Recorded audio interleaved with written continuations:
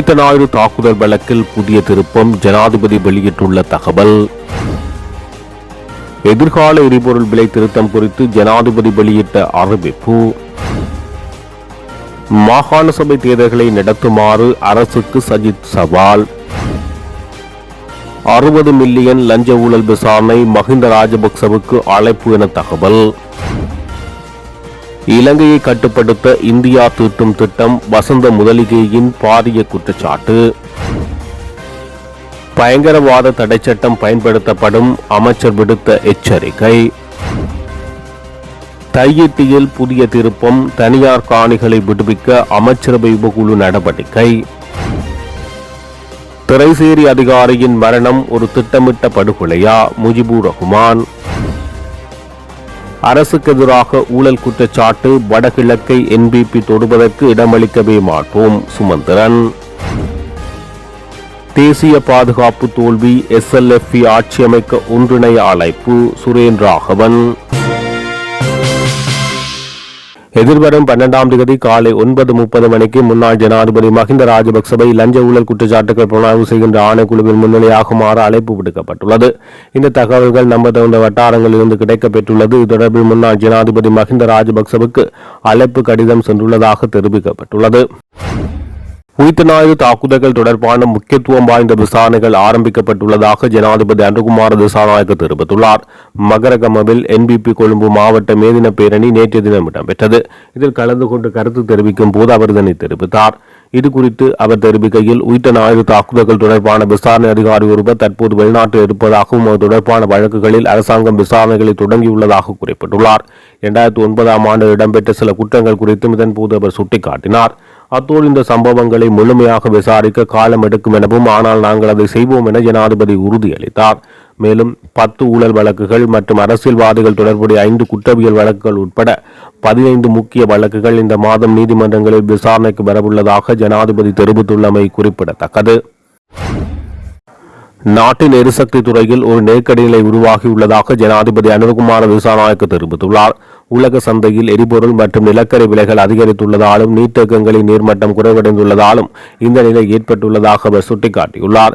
கொழும்பில் நடைபெற்ற தேசிய மக்கள் சக்தியின் மேதின பேரணியில் அவர் இதனை தெரிவித்தார். இந்த நிலையில் பொதுமக்களின் சுமையை குறைப்பதற்காக அரசாங்கம் தற்போது 1 லிட்டர் டீசல் 100 ரூபாய் மானியம் வழங்கி வருவதாக அவர் குறிப்பிட்டார். இது தொடர்பில் மேலும் தெரிவித்த அவர், இன்று 1 லிட்டர் டீசலின் உண்மையான விலை 482 ரூபாய் ஆகும். ஆனால் பெட்ரோலிய கூட்டுத்தாபனம் மற்றும் ஏனைய நிறுவனங்கள் ஊடாக அரசாங்கம் லிட்டருக்கு 100 ரூபாய் மானியம் வழங்குவதால் நுகர்வோரால் இதனை 382 ரூபாய்க்கு கொள்வனவு செய்ய முடிகிறது. உலக சந்தையில் எரிபொருள் விலைகள் தொடர்ந்து அதிகரித்து வரும் போதிலும் இந்த மானியத்தை தக்க வைத்துக் கொள்வதற்காக அரசாங்கம் 60 பில்லியன் ரூபாவை ஒதுக்கியுள்ளது. எதிர்காலத்தில் சிறிய அளவிலான எரிபொருள் விலை திருத்தங்கள் தேவைப்படலாம் என்றாலும் பொதுமக்களுக்கு வழங்கக்கூடிய அதிகபட்ச நிவாரணங்களை வழங்க அரசாங்கம் உறுதி பூண்டுள்ளது. விலைகள் தொடர்ந்து அதிகரித்து வருகிறது. நாம் சிறிய அளவிலான விலை அதிகரிப்புகளை நடைமுறைப்படுத்த வேண்டியிருக்கும்.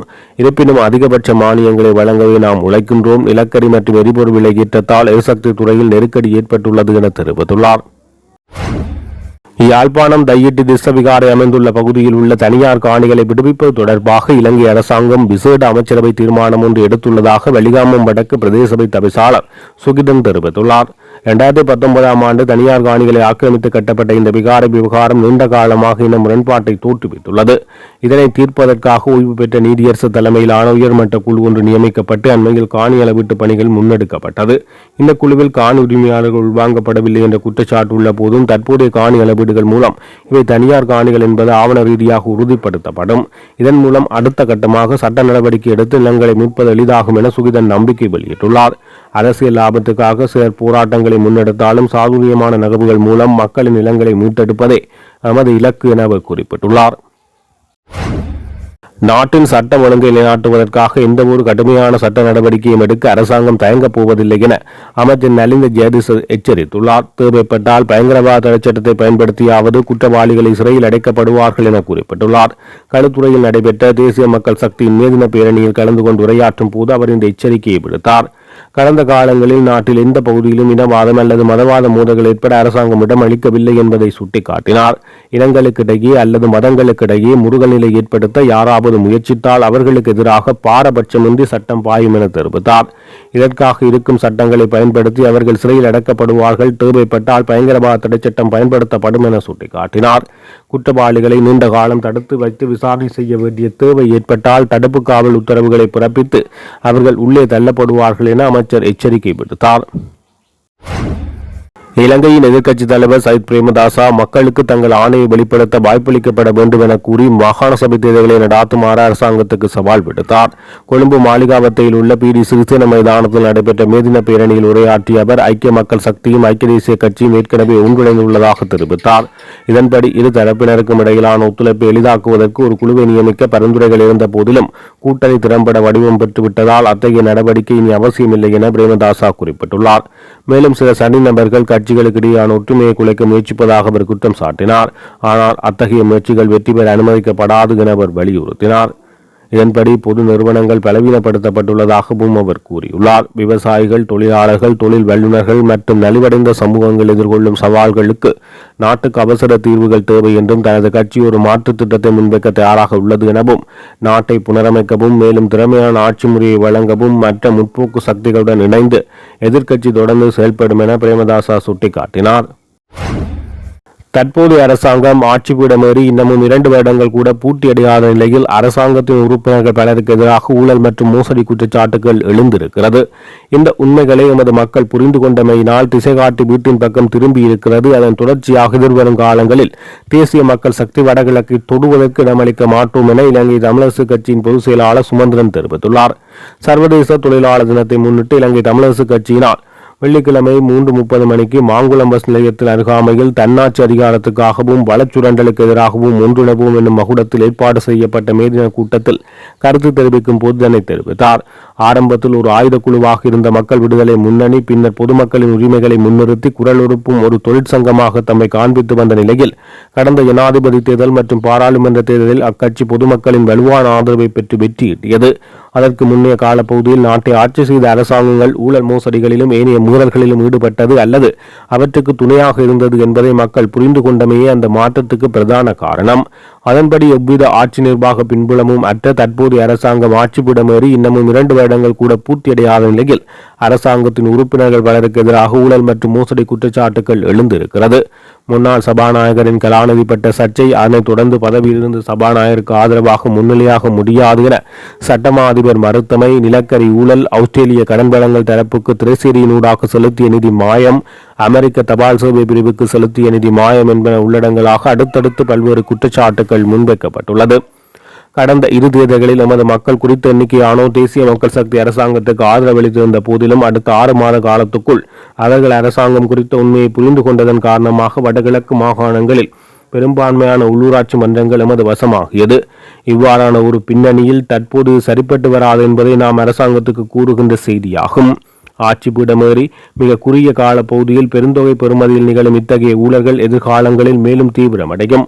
இது உடனடியாக முடிவுக்கு கொண்டு வரப்பட வேண்டும். இந்த உண்மைகளை மக்கள் புரிந்து கொண்டமையினால் ஏற்கனவே திசை காட்டி வீட்டின் பக்கம் திரும்பி இருக்கிறது. எதிர்வரும் காலங்களில் தேசிய மக்கள் சக்தி வடகிழக்கை தொடுவதற்கு இடமளிக்க மாட்டோம் என இந்த மே தினத்தில் நாம் அரசாங்கத்துக்கு கூறும் செய்தி என தெரிவித்தார்.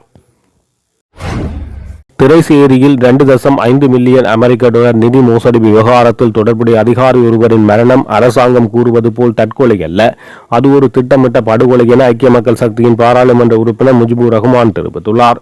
மேதின கூட்டத்தில் பங்கேற்று உரையாற்றிய போது அவர் இந்த விடயத்தை தெரிவித்தார். தற்கொலை என்ற கூட்டை மறுப்பு திரைசேரியில் இடம்பெற்ற 2.5 மில்லியன் டாலர் மோசடி தொடர்பாக நிதியமைச்சின் 4 அதிகாரிகள் பணி நீக்கம் செய்யப்பட்டனர். அவர்களில் ஒருவர் அண்மையில் மரணமடைந்த நிலையில் அவர் தற்கொலை செய்து கொண்டதாக அரசாங்கம் கூறி வருகிறது. ஆனால் அது தற்கொலையா அல்லது 87-89 காலப்பகுதியை போல் அடையாளம் தெரியாத துப்பாக்கிதாரிகளின் இலக்காக அவர் மாற்றப்பட்டாரா என பலமான சந்தேகம் தமக்கு இருப்பதாக முஜிபுர் ரஹ்மான் சுட்டிக்காட்டினார். இந்த மோசடிக்கு நிதி அமைச்சின் அமைச்சரும் செயலாளருமே பொறுப்பு கூற வேண்டும். ஆனால் உயர்மட்ட அதிகாரிகளை பாதுகாப்பதற்காக இந்த பழியை கீழ்நிலை அதிகாரிகள் மீது சுமத்த அரசாங்கம் முயற்சிப்பதாக குற்றம் சாட்டியுள்ளார். அதிகாரிகளின் தலையில் பழியை போட்டுவிட்டு அரசாங்கம் தனது கைகளை கழுவிக்கொள்ள பார்க்கிறது என அவர் இதன் போது தெரிவித்துள்ளார். ஊழல்வாதிகளை பிடிப்போம், முறையான அமைப்பை உருவாக்குவோம் என கூறி ஆட்சிக்கு வந்த தேசிய மக்கள் சக்தி இன்று ஊழல் குற்றச்சாட்டுகளில் சிக்கியுள்ளதாக விமர்சனம் தெரிவித்துள்ளார். இந்தியா எமது தரவுகளை திருடி அதன் மூலம் எங்களை கட்டுப்படுத்தும் உத்தேசம் அவர்களிடம் உள்ளது. அதற்கு இலங்கை அரசாங்கம் வழிசமைத்துக் கொடுப்பது போல் எமது உயிரியல் தரவுகளை கொண்ட அடையாள அட்டை தொடர்பில் தீர்மானம் எடுக்கும் அதிகாரத்தை இந்தியாவுக்கு தாரை வார்த்துள்ளது என மக்கள் போராட்ட இயக்கத்தின் செயற்பாட்டாளர் பசந்த முதலிகை தெரிவித்துள்ளார். அத்தோடு இலங்கை மக்களின் கைரேகைகள் மற்றும் புள்ளித்திரை தரவுகளை கருப்பு பட்டியலில் உள்ள இந்திய நிறுவனம் ஒன்றுக்கு வழங்க அரசாங்கம் திட்டமிட்டுள்ளதாக குற்றம் சாட்டியுள்ளார். இது தொடர்பில் அவர் மேலும் தெரிவிக்கையில் 2012ஆம் ஆண்டு முதல் டிஜிட்டல் அடையாள அட்டைகளுக்கான திட்டம் ஆரம்பிக்கப்பட்டு இதற்காக இதுவரை 560 கோடி ரூபாய் செலவிடப்பட்டுள்ளதுடன் அதற்கு தேவையான அனைத்து மென்பொருட்களும் உருவாக்கப்பட்டு முடிக்கப்பட்டுள்ளது. இன்னும் சுமார் 60 கோடி ரூபாயில் அந்த பணியை நிறைவு செய்ய முடியும். ஆனால் இலங்கை அரசாங்கத்தின் அந்த முயற்சியையும் மக்களது பணத்தையும் புறந்தள்ளிவிட்டு டிஜிட்டல் அடையாள அட்டைகளை வெளியிடுவதற்கான தொழில்நுட்ப முறைகளை தயாரிக்கும் பொறுப்பை இந்தியாவுக்கு வழங்க 2021 கோட்டபய ராஜபக்ச நடவடிக்கை எடுத்தார். இலங்கை அரசாங்கம் இதற்கான டெண்டர்களை கோரியிருந்தாலும் விண்ணப்பித்த நிறுவனங்கள் தகுதிகளை பூர்த்தி செய்ய தவறியதால் இந்த முயற்சி தற்காலிகமாக தடைப்பட்டது. பின்னர் 2023 ரணில் விக்ரமசிங்க அரசாங்கம் டெண்டர்களை கோரி மதுவரி மோசடியுடன் தொடர்புடையதாக கருப்பு பட்டியலில் சேர்க்கப்பட்ட மெட்ராஸ் செக்யூரிட்டி பிரிண்டர்ஸ் நிறுவனத்தின் அதனை வழங்க முயற்சித்தது. அனுர திசாநாயக்க ஜனாதிபதியான பின்னர் 2025 ஜனவரி மாதம் இந்தியாவுடன் ஒப்பந்தம் ஒன்றில் கையெழுத்திட்டதுடன் அதன்படி டெண்டர் கோரும் அதிகாரத்தை இந்தியாவுக்கு வழங்கியுள்ளார். இந்த பாரிய தவறு காரணமாக இது தொடர்பாக எவ்வித அழுத்தத்தையும் பிரயோகிக்கும் திறன் இலங்கைக்கு இல்லாமல் போயுள்ளது. ஆரம்பத்தில் இதற்காக 5 இந்திய நிறுவனங்கள் பதிவு செய்யப்பட்டிருந்த போதிலும் 2026 மார்ச் மாதம் அளவில் 6வது நிறுவனம் பதிவில் சேர்க்கப்பட்டது. அதுவும் இலங்கையில் கருப்பு பட்டியலில் உள்ள மெட்ராஸ் செக்யூரிட்டி பிரிண்டர்ஸ் நிறுவனமே ஆகும். அந்த நிறுவனம் கருப்பு பட்டியலிருந்து நீக்கப்பட்டதா? அவ்வாறு நீக்கப்பட்டால் அதற்கான காரணங்கள் என்ன? அல்லது இலங்கையில் கருப்பு பட்டியலில் உள்ள ஒரு நிறுவனத்துக்கு இலங்கையின் அரசு திட்டம் ஒன்றை வழங்க இந்தியாவுக்கு உள்ள அதிகாரம் என்ன?